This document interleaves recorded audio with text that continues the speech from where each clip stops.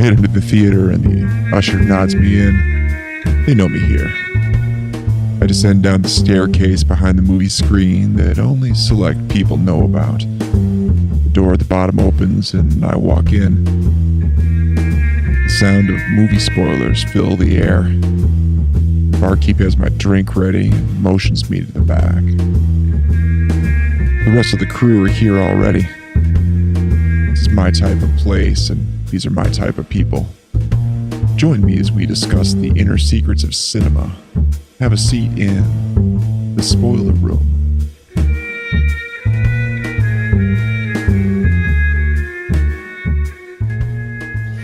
Yes, hello, my listeners. Welcome to the spoiler room. And as now has become a tradition, I'm not usually one to follow suit, and I'm horrible at lists. But every year we seem to come around again, and I end up deciding, yeah, let's do this. So it is the best of worst of episode that everybody does for 2018, and I have my two fellow movie ninjas back from last year. It just worked out that way.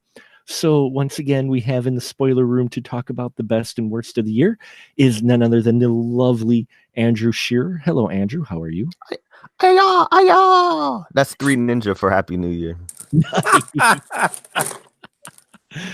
And yes, next to the lovely Andrew Shearer is the Bowtie Man himself. He is back in the spoiler room. We've missed him. It is Paul Salzer. Hello, Paul. How are you, sir? I'm doing really well. I'm looking forward to talking about tonight's movies. Yes, I am too. Should be interesting considering how many movies now come out nowadays. Yeah, this is going to be interesting list. So we're going to go down, and I think what we'll do is we'll look at some of our top film of our list. We'll start with the good first, I think. Yeah, we'll go with your number one, and then also mention, the other 4 and say your top 5. Let's go that route. I hope that makes sense. I'm Polish, so my apologies. But I didn't expect you. Never made a Polish joke before. The whole time I known you, you never did. Well, it was a mild one. You're good. It's a mild one, so I could get away with it. I'm Polish. I can get away. We're the best ones at poking at fun at ourselves. So no, you're right. I got friends that do it all the time, and you're the only one that doesn't. So this was I'm glad I was here for this. Historic moment for 2019. We're starting it off right. So yeah. We'll start with Paul. So Paul, what was your number one film? This is going to surprise everybody. But my favorite film of the year, 2018, was Tomb Raider. Are you sure? Now, are you sure it came out this year? Yeah, I know. That's what IMDb says, so I'm going to go with it. I mean, the joke probably could be that this was the one with, the one that Angelina Jolie was in. But no. It wasn't that one. No, it was the one with Vikander. Yep.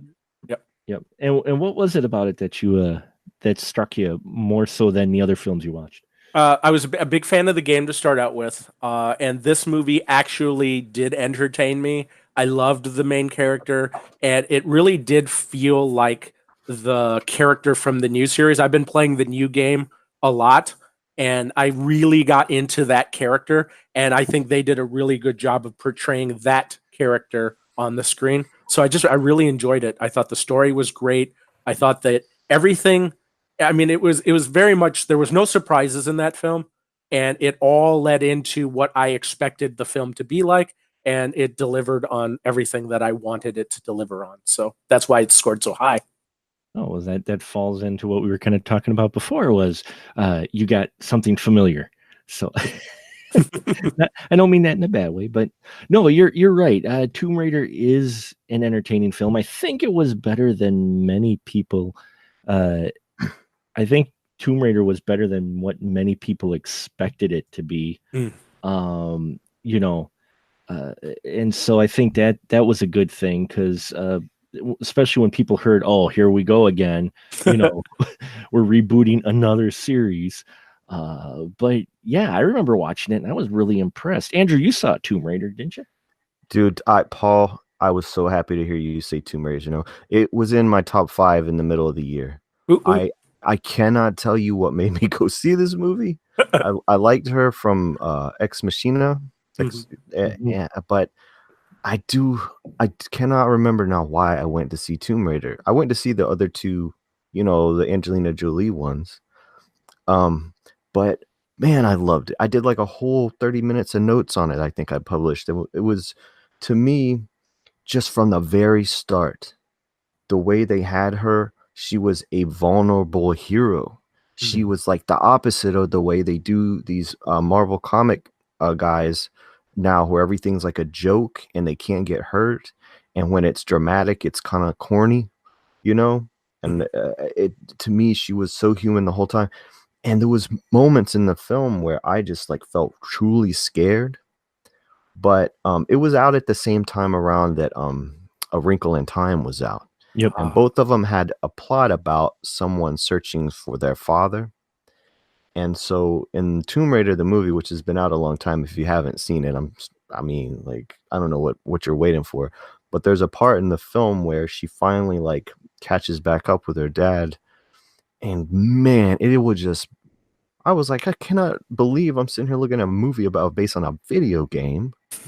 And I'm so into it. I don't know if they're going to make more. I don't know what kind of success it was, but I'm telling you, I would watch another one of these if the same team was involved and they could manage to keep this realistic hero. Because there's a part where if she doesn't kill somebody, she like maims the shit out of somebody in a waterfall. Yep. And she feels horrible about it. My feelings about screen violence in fantasy movies and comedy and all that, like, you know, stuff that's not a drama, violence in it for the sake of like, you know, like almost like fun, or I don't know, we're seeing good guys. I think there was an article about Marvel movies to where the heroes kill more people than the villains do. Y'all remember that article? Yeah. I remember that. It was great to see, again, a video game hero, a pop culture item, you know, something that's not even based on a real person, feel bad about committing violence. I thought it was a fantastic movie. Paul, that is such a solid pick, man. Awesome. Oh, thank you.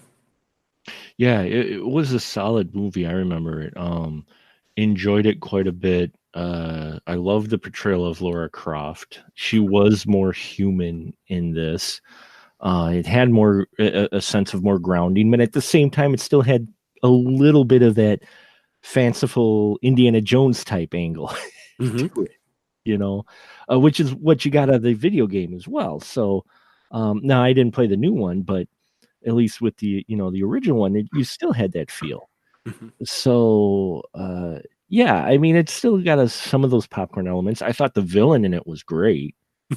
He was, was it Matthias? I think it was Walter Goggins played. Man, he was freaking scary. In a different way, though. You know, he wasn't like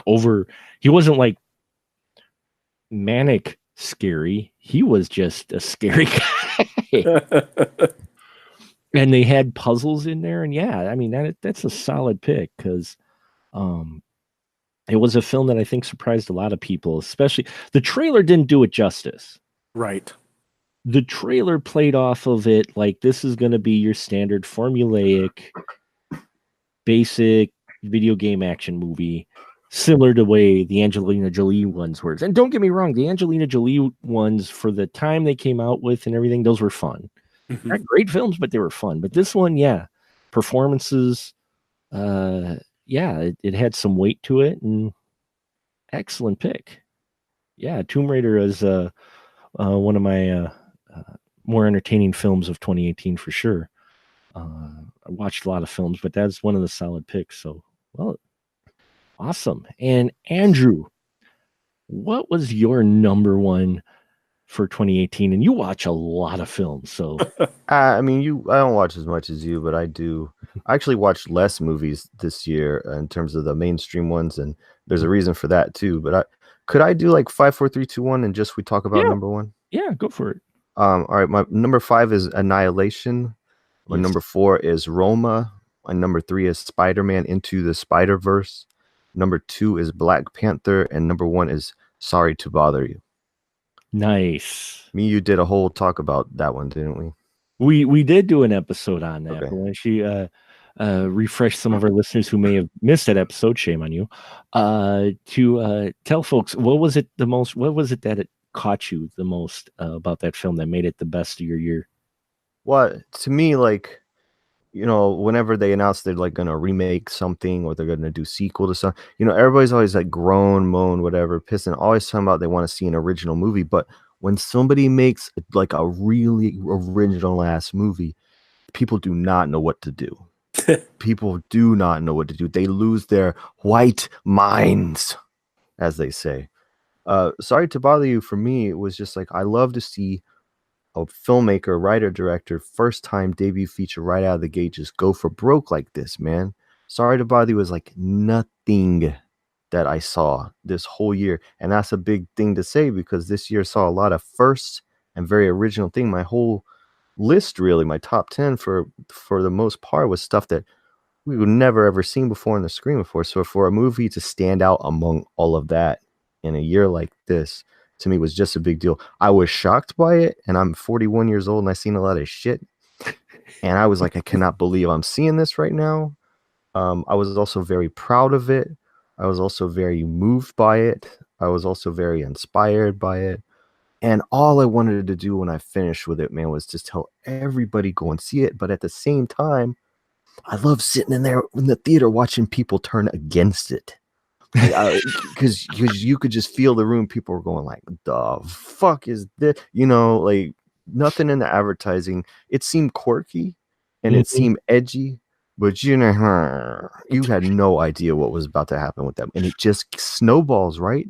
It's wild, artistic, audacious, creative, great music, great acting. To me, I just like, yeah, it's out there. And yeah, some people say maybe it goes too far, paints too much with a broad brush. But its whole concept is so wild. Once you're in that territory and this is what you want an independent movie to do.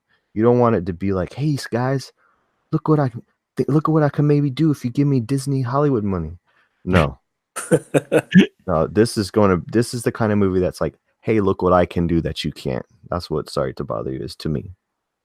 Yeah, that's really well put. It was one of the most original films I will say I've seen this year, and actually in the last few years. Which it's that little bit of a growing trend of wide release films that are kind of batshit crazy, edgy, and different. That you couldn't believe you're actually watching this in a theater today. Paul, have you seen Sorry to Bother You? I didn't, but when I saw the trailer, I was very interested in this film because it looked interesting. And it was one of the, like, there were a lot of trailers that I was watching that year. And this was the one that I think, one of the films that I was really interested in based on the trailer, because it was like, I don't know what this movie is really about. And that's kind of, and you know, nowadays it's really, they like give away a lot of the movies in the trailers. So, but I didn't have time to watch it. And eventually when it comes to a streaming service, I will catch it though. Yeah, I would recommend it because especially if you're looking for something different. It was in my top 5. Oh, good. It's like being John Malkovich or Repo Man. Like that's the class of movie I would put it in. Wow, nice. Yeah. Okay. Yeah. Like I might just have to rent it from the streaming right away. Or even something I think Hulu has it now, right? Hulu might have it now. Yeah, I think. Yeah, I'll have to check it. It's also similar. Have you seen John Dies at the End? Yes. So it's like that too? Kind of, That as far as some of the surrealism going on. Awesome. Nothing quite as wild, you know, but still, it also that same vein, that more than just quirky. This is a different world. Oh, you hooked me on this film, so I'm yeah. Thank you, Andrew. Dude, Paul, I would be surprised you don't like it. I would Okay. be very surprised. Just knowing your sense of humor too. Perfect. Yeah, you know, it's a film, and I'm sure people, how whatever you want to say, cliche or whatever, but it is a film that just takes chances and just puts itself out there and puts this story out there and these ideas, and it's like, yeah, it's probably not going to agree with everyone in the audience, but you know what? That's okay. It's nice. This is the story we want to tell. And there are some nuances in there that just you'll maybe not catch the first time you watch it, but yeah, it's wild. Yes, folks, check out the episode. Andrew and I go in depth on this film because it is what you look for, as as people would call you. And I've seen the term thrown around a lot more, and I guess you could say, cinephile. When you watch so many movies in that during the year, it's one of those movies. That's the ones you're looking for. Those are the one. It's the type of film you're looking to find that you're just like, I have no idea where this film is going, and I'm an hour into it. Yeah, you're gonna want to talk to somebody about it after. Yeah, to which we're here for you, Paul. So all right, cool. But it's a comedy, so yeah, it is a comedy. So yeah, I guess everybody knows I have a history. I'm horrible at these because I always feel bad about ranking one above the rest because I do enjoy them in different levels. So I would say it's a toss-up. For me, one of the films that did move me, and I know it's kind of going with this flow, is A Star Is Born. I really enjoyed that, but tied with that, because at the top, there were two films that are both number one, and no, that's not a cop out. I was trying to really weigh it before the show and figure out, oh man, what really just is a solid film, and it was The Black Klansman. Oh. And the reason The Black Klansman was, top of number one right next to A Star Is Born is because it is a film that stuck with me long after I watched it. And Sorry to Bother You is up in my top 5 as well. Just to give my other ones, there was Sorry to Bother You, Into the Spider-Verse was in here. And there was an indie film I saw that also stuck with me called The Five Fingers of Marseille, or Marcellus. And if you haven't seen it yet, I highly recommend you seek it out. It's a new a neo-Western set in Africa. And it's really good. It is very good. It has hints of Peckinpah in it, as well as some other great Western directors and stories in it. But for Black Klansman, the fact that one, it was based off of true events in that, but the way this film played out, I really got into it, number one. And it's one of those films that uses a past experience or past true events to apply to today's events. And it's unfortunate that not much has changed in that amount of time. But still, it's one of those where I love the direction, the performances by everybody involved, just were fantastic. And the one segment where they had Belafonte in there, oh man, that really stuck with me, how they put this film together and they brought it out. Again, it's going to be another film they know that's not going to appeal to everyone, that's going to get people upset. And I think people forget that film is an art tool that is more than just for entertaining, but also to be facing current social topics. And it's okay if it upsets you. It's supposed to get a reaction out of you, to get you thinking about everything, And for me, Black Klansman was probably at the top, right next to A Star Is Born. A Star Is Born moved me emotionally, for being the creative folks, and I think there were some phenomenal performances there as well. But yeah, that was at my top of the list. Paul, have you seen Black Klansman? I have not yet. Nope. Did you see A Star Is Born? I have not yet either. You got to get out more, man. I do. I've been very much sheltered in my apartment, and for reasons that hopefully we'll not have to discuss next year. Hopefully not.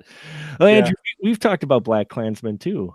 I think as well. You enjoyed it. Was that in your top 10? That was in the top 10. Man, for me, always loved Spike Lee's movies, and I've felt like he's consistently doing like really interesting things and still has kept his edge.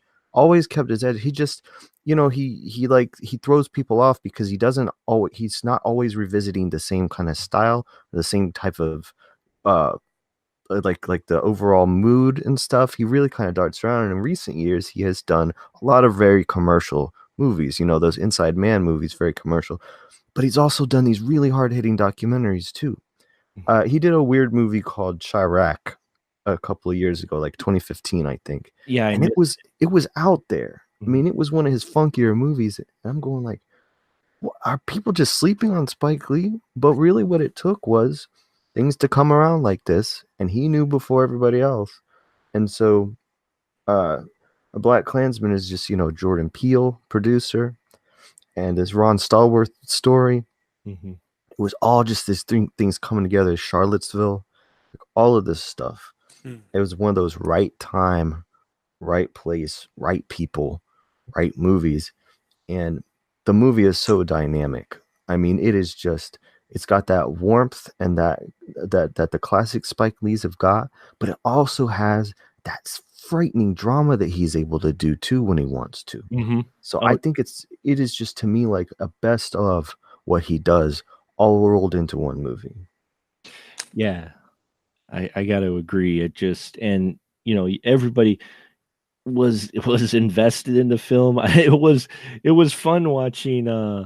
Who was it? Which one was it?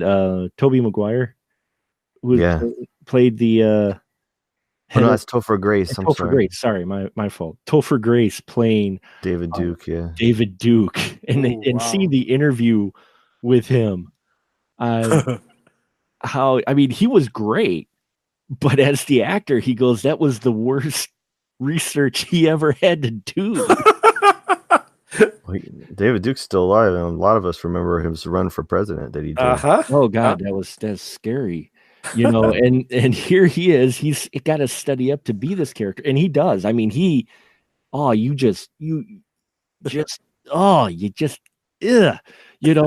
does a great job. But as the actor, he's just like, my God, this was one of the hardest roles I ever had to do. And there was a funny anecdote in there. If you guys bear with me, in the interview, he said that occasionally, directors want you to maybe whisper something to you to say that isn't in the script, that allow, for shock value to kind of throw the cast off or whatnot and kind of get a legitimate reaction. But he said Spike Lee would whisper something in his ear that would be racist. He goes, "Oh, have David Duke say this," right? And he said every time he would come out and go, "Spike Lee wants me to say." Well, Paul, you know what's the story of Black Klansman, though, right? Yep, I do. The guy that made Sorry to Bother You, there was like a very around the time of those movies being out this year. Boots Riley was very critical of what he felt was the message of Black Klansman was outdated, which was that we don't need right now a movie about the police saving people. That was his big criticism of that. I mean, like, what do you think there's any credence to that, or do you just feel like there's kind of room for all of it, or he was kind of misguided and angry? What do you think about that statement? Well, I can say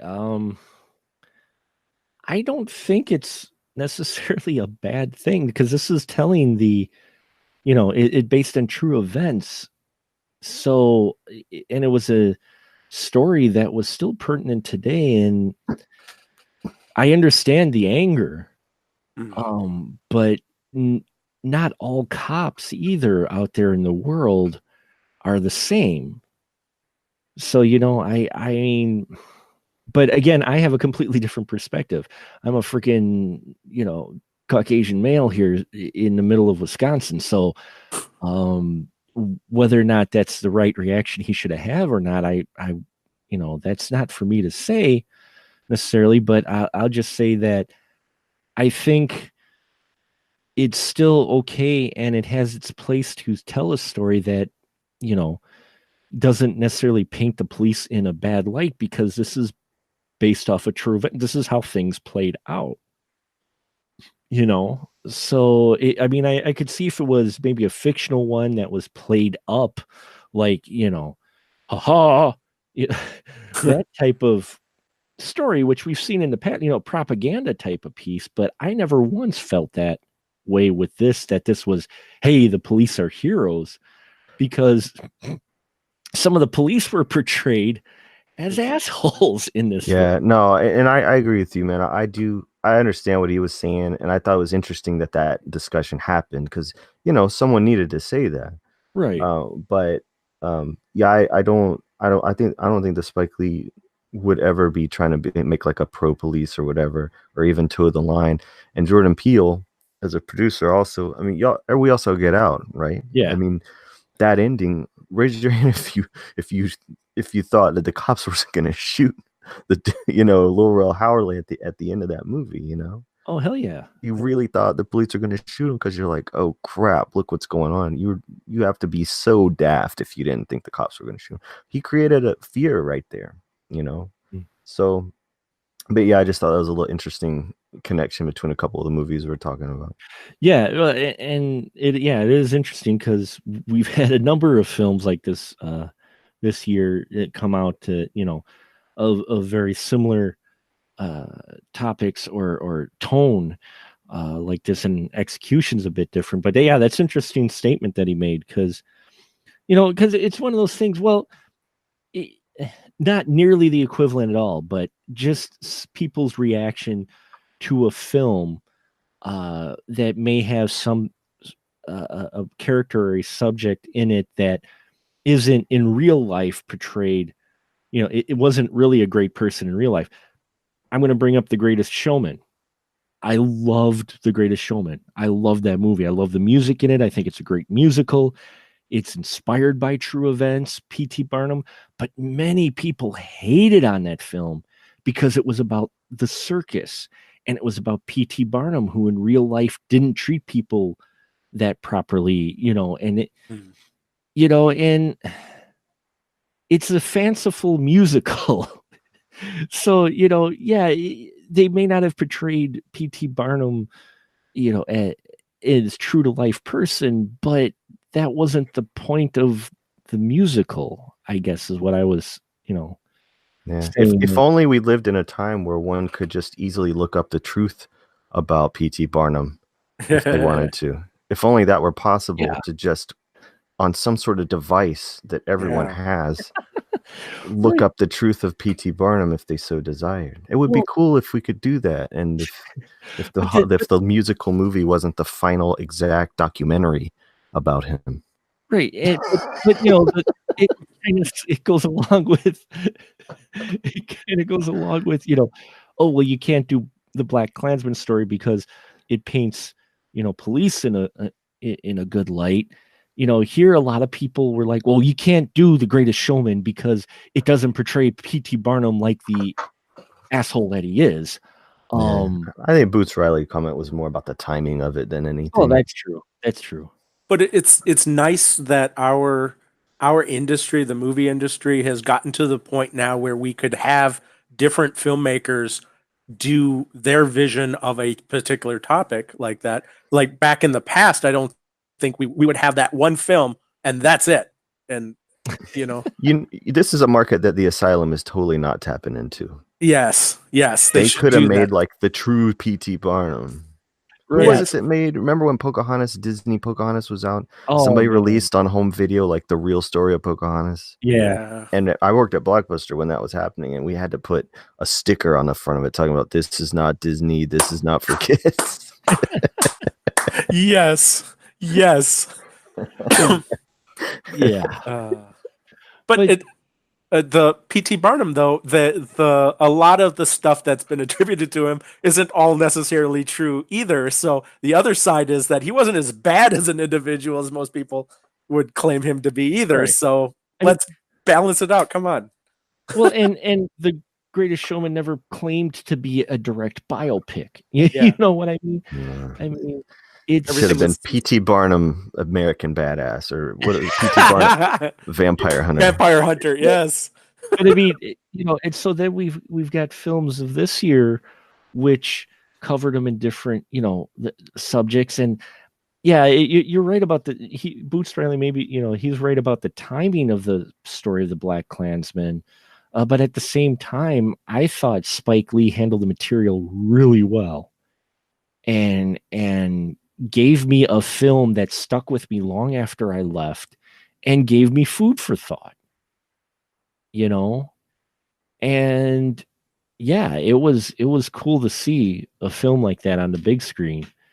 And it's similar to Sorry to Bother You, though. There's people in the audience, it just pissed right the fuck off. Yes. And it's, yay, good. Those people who are ticked off or, whatever, well, maybe they need to reevaluate some things. But for me, yeah, Black Klansman was tied with A Star Is Born for Best Picture. So and yeah, people say, oh, that's a cop out for a tie, but no, it's true, because both films I thought were solidly directed, told a really great emotional story, and moved me in different ways. So there you have it. And like I said, the other ones were Five Fingers for Marcellus. I really recommend that. Andrew, if you get a chance to see it, I think you'd like it. I got it on my I got bookmarked on my watch list, so it's there. And I think all of us saw Into the Spider-Verse, right? God, yeah, that was my number 3. Yeah, that film. Paul, did you see Into the Spider-Verse? I got to miss it. Oh my God! I haven't gotten to watch a single film in about 3 months now. Wow, man. Okay, I'm going to like drive my butt to Oshkosh and where I'm going to drive it to your house and drag you out and take you to movies. That's Please. I haven't got to watch Aquaman yet, and I've been like jonesing to watch it. I haven't been able to watch it yet. You could watch Spider-Verse like 8 times in the time it took you to watch Aquaman once. Yeah, Perfect. I wanted to. Yeah, no, but Spider-Verse you got to see in the theater. And do some handful of mushrooms or NyQuil or something too. It's good. It's a really trippy movie. Well, one of my very first comics that I ever collected was Peter Porker, the Spectacular Spider-Ham. So nice. The fact that he's in there, I really did want to go see it. So truth, man, dude, $5 Tuesday, get your ass out of the house. Yeah. Go see Spider-Verse somewhere near you. It should still be playing, hopefully. Or come here to Stevens Point, because it's playing here for at least another week. So maybe I should do that. If you come to Point, I know we're an hour away, but if you come to Point, I'll go with you. So if I'm available. So so that's the top ones. So now we are going to drift to the other spectrum, the end of the spectrum. Did you want my other? Oh, yes, I'm sorry, Paul. Yeah, Paul, I'm eating candy, homie. I'm waiting for your rest of your movies. My apologies, Paul. Yes, what were your other 4 films? Okay. So I loved Black Panther just like Andrew did. Because I that of the 2 superheroes that I want to go see, it's Black Panther and Captain Marvel, which is coming up. That's my favorite hero, so I'm looking forward to that movie coming up. But Black Panther scored number 5, just getting underneath Infinity War, because Infinity War made me actually cry. I didn't expect that in a superhero film, and to cheer me back up, number 3 was Ant-Man and Wasp. I love that film. It made me laugh. It made me think that they did so much with Ant-Man, and they turned it into a heist film. It was something different. Ant-Man and Wasp kind of continued that. I love that about Marvel, that they can just do different films and still keep it within the comic book thing. And number 2 is Halloween. I can't have a list 5 without a horror film, right? Wow. Nice. Superheroes and horrors. That's what it turned out to be, right? and one video game. So there we go. Yeah. I don't know. So Paul Salzer is 17 years old, as it turns out. Not a bad thing. Those are all fun films. I had various lists I was trying to come up with. Top 5 films that were entertaining. And some of those that you had there were ones, top 5 just films in general, top 5 indie films. Like for me, the top indie horror film I did see, and it's not just because it's from Wisconsin, though, is Gags. Gags was Yes. phenomenal. Is just so much fun as an indie horror film. It was like everything. It was like, it was one of those films where I went to support it because I'm like, okay, the short film was good. I'm gonna see it and support it. And I got some interviews with some folks, which was great. But then, to have it be just a legitimately solid horror film is always, a plus. I knew it was going to be good, but I was like, oh man, this is like, I definitely hope that they get the distribution deal that they want, because I hope a lot more people can see it. So thank you, Paul. Sorry, I didn't mean to skip your other 4. I apologize in that, but we will drift now to our bottom 5, the ones that we went to the theater, saw, that came out in 2018, that we just, we sat there scratching our heads or wanted to drink heavily afterwards. So we'll start with Andrew this time, because I'm going to be curious about this. So Andrew, what were your bottom 5, and we'll talk about the one that was your least favorite of 2018 as well. So what were your bottom 5? These all have to be from the theater? No, they just if they came out in 2018, don't have to be in the theater. All right. For the sake of arguments, I'm moving one off of the list and one on to the list. Oh, you don't have to. So, Yeah, no.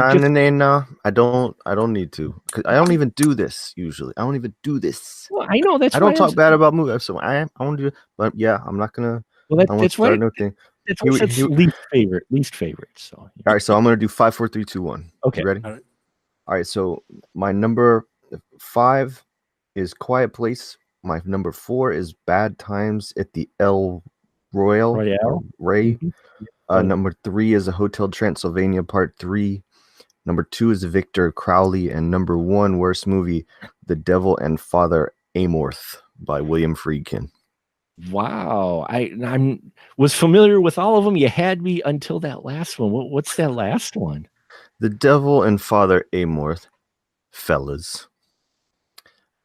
This movie is by William Friedkin. It is a documentary about a real exorcist, a real life exorcist made by the director of The Exorcist. Nice. You would think, don't that stack it up a little bit? Yeah. Sounds like a slam dunk to me. I mean, homie, this is like a bonus feature at best. It is like a Discovery Channel like special. This is not a feature film because it is so corny. It is so corny. I would be mad if this movie was made about me. Let me just give you a highlight. I'm not here to talk shit. Let me just give you a highlight of one of the things that happens in it. Sure. The part in the movie documentary where they're like, so this is a real exorcism that the guy was doing. And we couldn't bring our cameras inside. Here's a and they do this with editing and green filters and noises and stuff. What happened approximately inside after this all real build up, after all these interviews and footage? This is what they do to the person that paid money to rent this movie. Oh man, you're going like, what if I didn't get this footage? If I couldn't get in there with a camera and film it, and what would it be, Act 3 in my documentary? I'm not releasing this movie. Yeah. You just didn't get your movie. You know? Say like in The Exorcist, when they got to the, the stuff with the head spin and all that. What if like Linda Blair just quit? They would not have let that dummy play the rest of the movie, would they? No, they wouldn't. And he was insane and on crack or cocaine, just like, remember I told you? Yeah. Everybody was out of their minds in the 70s, and they wouldn't have done that. Yeah. Why now? Why would he do this? I was just like, man, Friedkin's a great director, and even later in his life, he's had some awesome movies. Didn't he make Killer Joe and Bug? Yeah. Those are great movies, man. I'm like, you just don't see. Now he needs to make one more before he dies.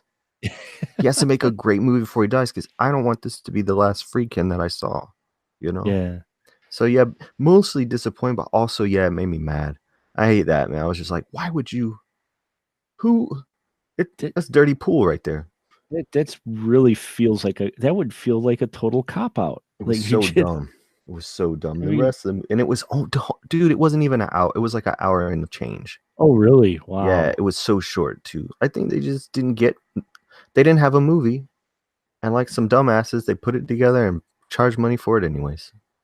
Yeah. And promote it in such a way that you're just like, oh, okay, this actually sounds, and then you're just like, oh man. With that setup, why wouldn't you watch it, right? Yeah. I mean, you have all the elements there to, like I said, a slam dunk. To me, it sounds like, oh, that sounds interesting, but to have it be a recreation at the end, yeah, that's like Lifetime. That's like History Channel. It's like we're recreating these events. And you don't, yeah.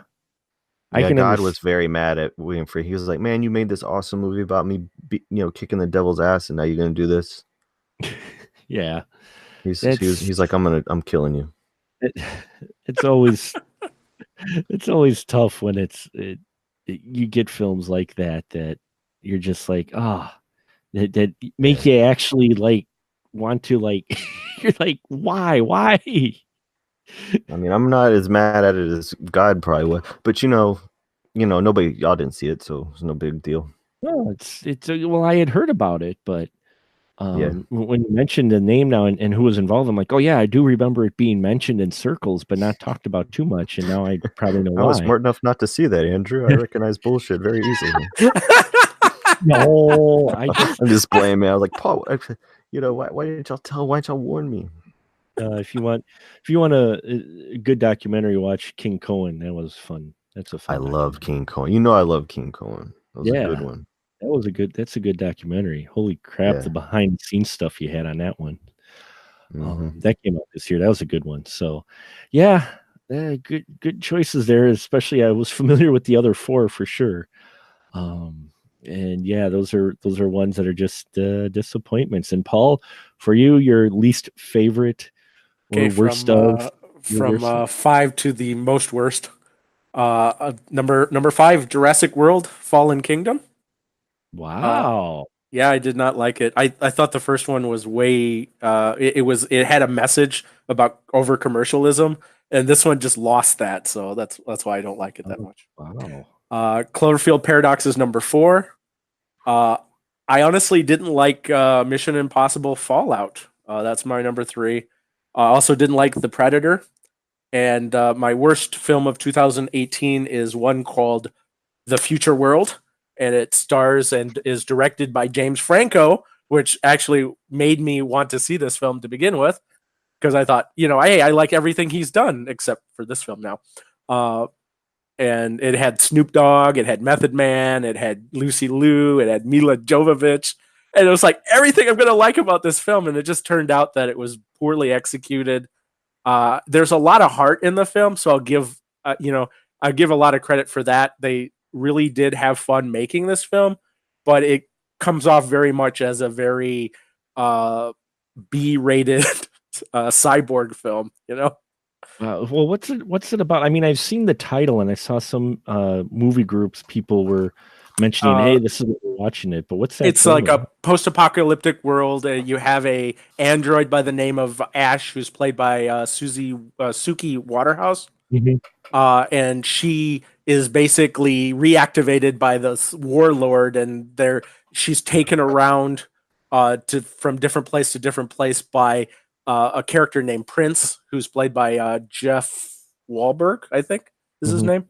And he's trying to find a cure for basically his mother, played by Lucy Liu, has gotten some kind of like a red plague, and there's supposed to be this cure in this mythical location far off by the coast. And so he makes this mission. He runs into the warlord, played by James Franco, who reactivated Ash, who's the cyborg, and you kind of see this kind of storyline develop. And again, it's very much like Cyborg was, where you have this android and this guy going around from place to place, and the only difference is that the cure is already there. She doesn't have the cure. Yeah, and that part's a little different. And Mila's role was amazing. She plays this drug lord who is at the end destination, and I won't go into the ending too much, but it was overall very dissatisfying. I thought I just thought it was just poorly executed, even though there is a lot of heart, and you can see that in the film. But it just wasn't enough to meet to get to my expectation of the film. So, wow. Yeah, it was on my list. I passed it a few times, but I was like, I don't know. Andrew, did you get a chance to see Future World at all with James Franco or no? Nah, not really. It sounds like something I would have watched, that cast, but I honestly I have not watched anything with Franco, and around the time Disaster Artist came out. Not that movie broke me or anything, but I'm just I don't really watch his movies anymore. I never got around to doing a review for Disaster Artist, but since in some YouTube reviewiverse, being old man of the stream, as I started calling myself, sounds like your pee comes out and hits the wall. It? Yeah, I know. I thought about it, and then after I just said it right now, trouble starting. Sounds like something completely different. But I thought I was done pissing, but here it is running down my leg. Yeah, well, you hate that. You gotta shake it. Sorry, that was really uncalled for. No, it's okay. You put it away and you still get that dribble. So anyway. Well, I didn't mean to piss in the trash can, but there it is. Well, there it is. That's my cornflakes you're pissing in there. It just wets it down so you can fit more trash in the trash can. Anyway. There's a silver lining to this piss. There's a golden lining. Yes. But everybody we did our episode on The Room where we agree of the film, and it differs with the opinion of most of the younger you two reviewiverse out there, however you want to call it. And the YouTube reviewiverse out there, everybody was praising, Disaster Artist was so fantastic. And yes, the portrayal of Tommy Wiseau was decent in that. And I just give my little quick review here because I didn't get a chance to review it before. But that was about the only saving thing with me. But I didn't care for The Room. So for me, most of that film, I was like, I did not care for it to begin with. So watching him, like, yeah, his portrayal of Tommy Wiseau is dead on. It's great. But when I have a film and I go, holy crap, Seth Rogen is in a role I actually like, he was the best part of the film for me. Otherwise, the rest of that film, I'm just like, you know what? This just makes me want to watch Ed Wood, is what it does. Mm-hmm. So the Disaster Artist didn't sit well with me either. I didn't think it was bad. I just wasn't like all gaga over it like so many people. It's like, it's all right. I had had enough. I had enough at that point. I mean, yeah, it wasn't just that. It was a lot of things. Yeah, sure. But for me, the top 5, it was tough because a lot of it on there was horror. So we'll just go down. Yeah, top 5. Number 5 was The Possession of Hannah Grace. Oh. Number 4 was The Nun. Number 3 was Truth or Dare, the one that came out in the theater, not the 3 direct-to-video ones or the original shot on video one. No, Truth or Dare, the one with the skull and the question mark. Yes. Number 2 was Winchester, because that film, all of these pretty much nearly put me to sleep. And the number 1, which many probably saw coming, I know you guys probably didn't see it. I watched all 3 films in one day. I was going to do a video thing on it, and I still might down the road. 50 Shades Freed. Yes. That happened. That was this year? That was this year. Yep. That's what made people forget. I remember you doing that. That was very interesting. Yeah, I did all 3 films back to back, and I'm not going to need to do them again necessarily back to back to do my video presentation. I was trying to figure out how to do it to get around the copyright guys, and I can't. So, but I still may do it a year later, because I'm right on time with all this stuff. But for me, I watched all 50 Shades films back to back, which many people warned me about not to do. They are bad.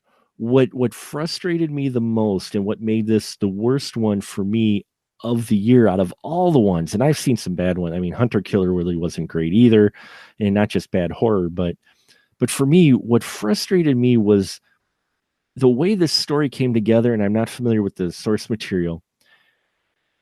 It really just made me angry and made me feel like it was a waste of all of this character, because the story, the way they wrap this trilogy up is bad. I feel bad for fans of this series, because I don't know, if I was a fan and I saw a film like this, that was supposed to be a summary, I'd be ticked, because this was even more nonsensical than the second film as far as its story goes.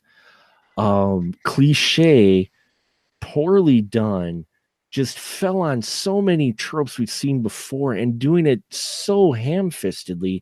And in the end, I understand what they were maybe trying to go for, but the way the film finally ends makes you realize that this film, well, you guys aren't probably going to watch it, so I'm just going to say it's supposed to be about, this woman who falls for this very rich guy who is into S&M. We all know that, based off of really poorly written, originally fan fiction of Twilight. But this whole series, watching it back to back, did give me perspective, though, because it felt like someone had Googled Dom sub, or S&M. They Googled it, took the first 5 headlines, didn't even click on the links, and based their script and their understanding on alternative lifestyles from that. Oh no. I know, but wasn't that what's her name did with the Twilight? Why everybody was pissed? They're like, she didn't know shit about vampires. Yeah, so I guess it's understandable that the fanfic based off of it wouldn't know.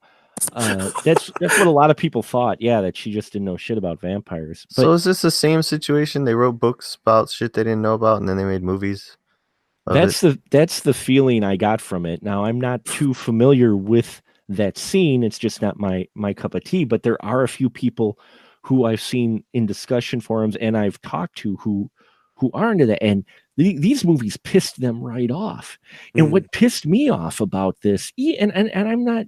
Again, that's not my circle, but just what pissed me off as a movie viewer is how not only cliche, but if you pay attention to the theme they had in this, it plays out. This entire series ends up playing out saying, well, people who are into this lifestyle have something wrong with them.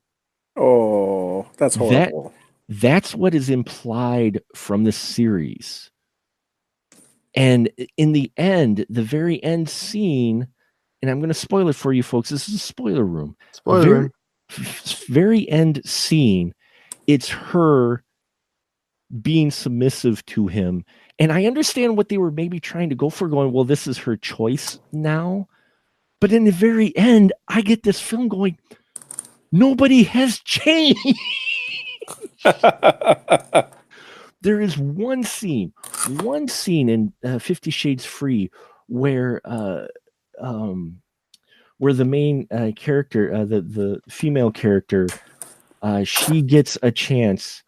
Anastasia, Dakota Johnson, she actually gets this chance to do this scene where she's with her man, and there's a very attractive blonde interior designer, and she's just hitting on him hard with her right there. And when he walks out of the room, she just lays into her. Dakota Johnson's Anastasia lays into her. It's a great scene. It's like 2 minutes long, and it's the only redeeming quality of this entire film. I'm gonna say I like her, man. I've seen her in like 2 or 3 movies. I think she's great. Well, that's the thing is I like her. It was just this script and the story that played out. Like I said, felt like someone Googling these topics and going, oh, that's what that is. And trying to write something about it. Yeah, I got a hunter killer question. What's up? Hunter killer question. Yeah, go ahead. What's up? Is it just me? This is for Paul too. If you ever seen Gerard Butler do an American accent, does it seem like he's got a lot of grapes stuck in his teeth? Yes. Yes, thank you. Yeah, he tried it in Geostorm, and yeah, Hunter Killer was the same way. He just seems like it's like, man, that's what happens to me when I eat grapes. I get all, just like something about it. Well, Anyways, and the thing nowadays for like a movie like Hunter, he doesn't have to do that.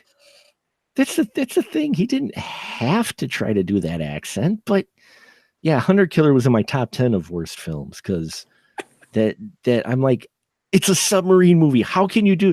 Oh, that's how you can screw it up. Okay. So yeah, but 50 Shades Free, watching them all back to back, I got the full perspective of the story, and I'm like, you can also tell the difference between male directors and female directors by watching the 50 Shades trilogy, because the first one was directed by a female, and the next two, I believe, were directed by guys. just like in Twilight. Just like in Twilight. And there's a difference in general. You can tell the way the material was handled, which I think the first one makes the best out of a bad script. This is based off of a not really well written, series to begin with. But at the end, I was just mad, I was mad because of, at the end, I'm like, my God, this is what it boils down to. I was hoping for some other powerful arc, Revelation. for Dakota Johnson's character or whatnot. But in the end, I'm like, why do I have a feeling this movie set women in film back like 50 years? And the thing is, you can tell they're trying, but it just, and again, I'm not the demographic for it. This was the house mom's blushing book, it was very popular in book circles and that, and the kind of the taboo subject matter. And I'm not the demographic for it. So maybe I was missing the point, but just from a film by itself, these 3 films were bad. And this final one was just so, it was like, wow, you guys really just pulled out the ad libs screenplay book and filled in the names and went, so to follow the tradition of the fanfic being Googled and written, and then the screenplay of this film being Googled, what if we just like Googled the movie and then wrote a review about it? You think that would be okay? You'd be surprised how many people out there are able to do that thanks to Wikipedia. Wikipedia gives you the full plot breakdown. And so, there's people out there that I have heard and I haven't personally firsthand seen, but there are people out there who have done that, and eventually they get caught. But yeah, but you can tell sometimes when you go and you watch a film and then you want to say, oh, I didn't quite understand that scene, and then you read the Wikipedia page on it, and it's like, this is not the movie I watched. Who wrote this Wikipedia entry? Yeah, but so yeah, my worst was 50 Shades Free, even out of all the bad horror, wide release bad horror that I saw. And I saw some good wide release horror, but mostly it was not good.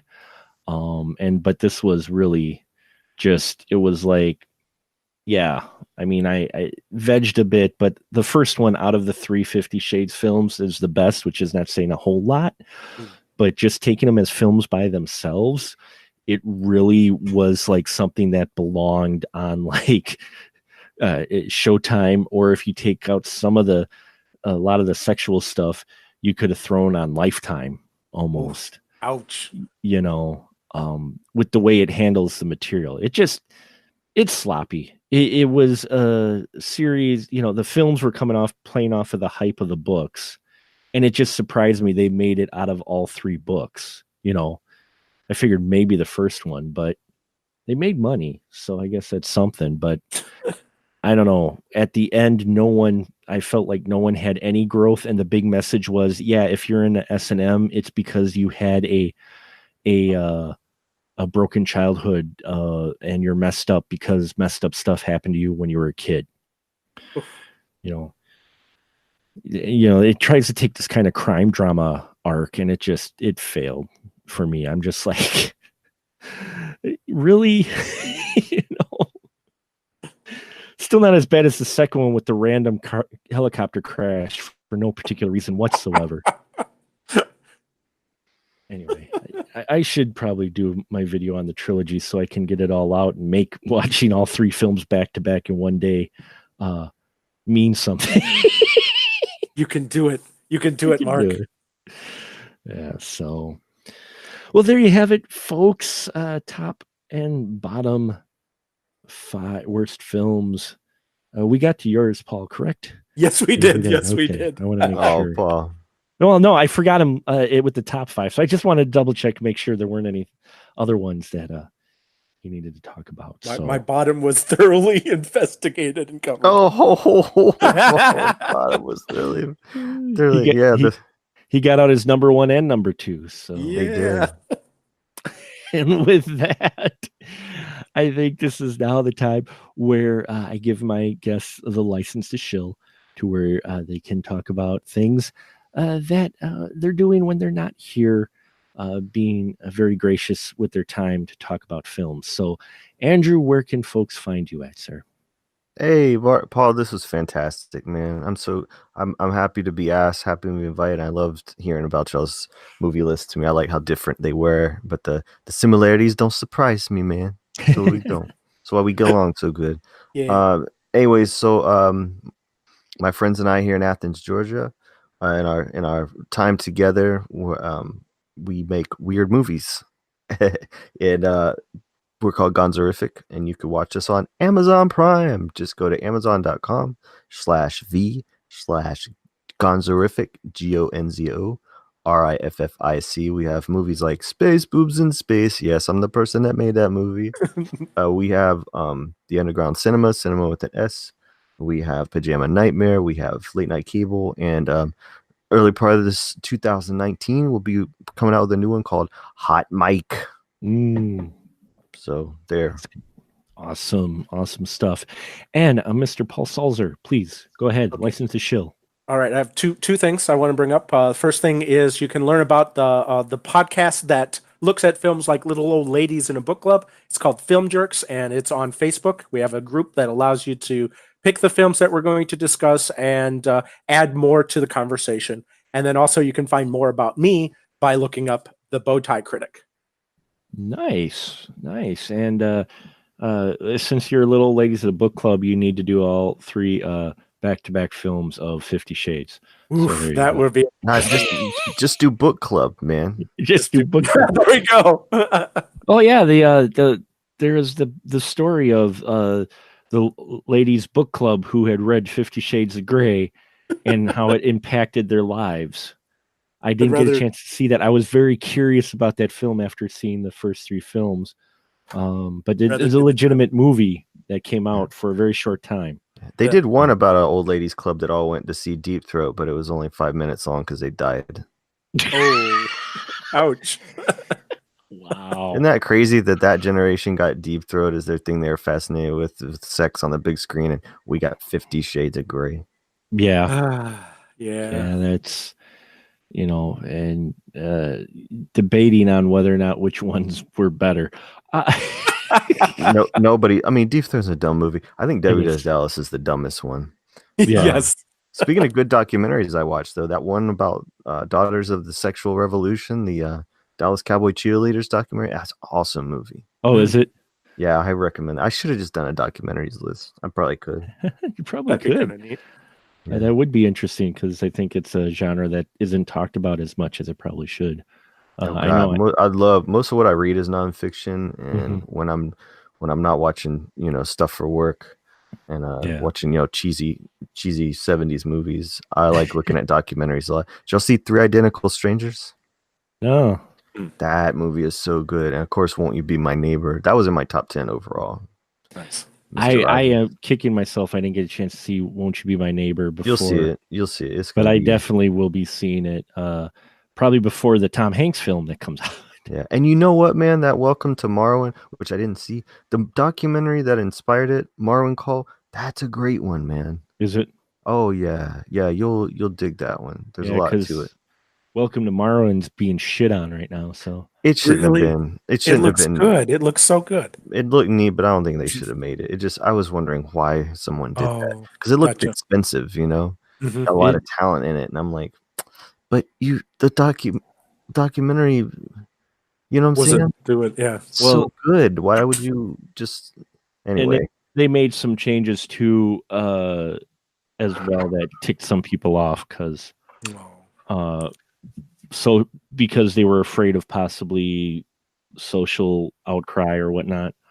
Yeah, the Zemeckis in social circles are known as being a little tone deaf, unfortunately. Yeah, so I'm not surprised about both of them. Which I liked her documentary about the lion tamer. Mm-hmm. But anyway, well, it was a tangent. You were trying to wrap the show up, Mark. No, it's okay. No problem. So there you go, folks. Seek out more documentaries in 2019. And for that, we will say goodnight. Looking forward to the movies of 2019. We got a lot of great stuff lined up. Oh, just real quick before we go. Yes, the votes have been tallied, and it is in. We do have films for the Welcome to Cronenberg series of movies that we will be watching. Every year we do. We ended up, I didn't plan on it, as I always say. I never really planned on it, but we do it every year now, a special series. This last year it came from the 50s, which is a lot of fun, which then inspired our 8 weeks of Hitchcock. But this year, for 2019, we are doing Welcome to Cronenberg, where we're looking at 12 films from Mr. David Cronenberg. Now, these were the top 12 films. I know there's more, and there's people like, well, what about this one? But these are the top 12. We had over 180 votes by like 79 people, so that was cool. So we're doing Rabid, Scanners, The Brood, The Fly, Naked Lunch, Crash, Shivers, Crimes of the Future, Dead Zone, Dead Ringers, Existence with a Z, and A History of Violence. So those are the movies we will be doing for our Welcome to Cronenberg series. And I've actually got the entire year's worth of podcasts mapped out tentatively, so that should be fun. I hope you stick around with us and tell your friends and have your friends tell their friends all about us here in the spoiler room. Now say goodnight, gentlemen. Good night, gentlemen.